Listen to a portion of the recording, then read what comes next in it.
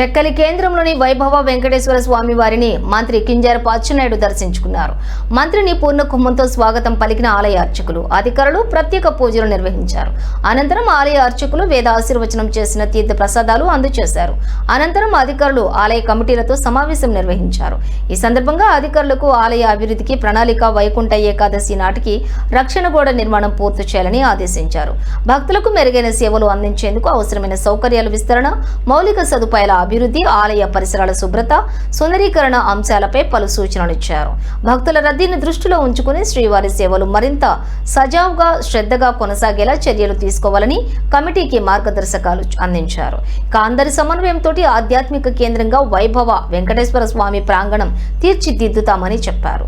ఈ కార్యక్రమంలోని అధికారులు, తెలుగుదేశం పార్టీ ముఖ్య నాయకులు, కార్యకర్తలు పాల్గొన్నారు.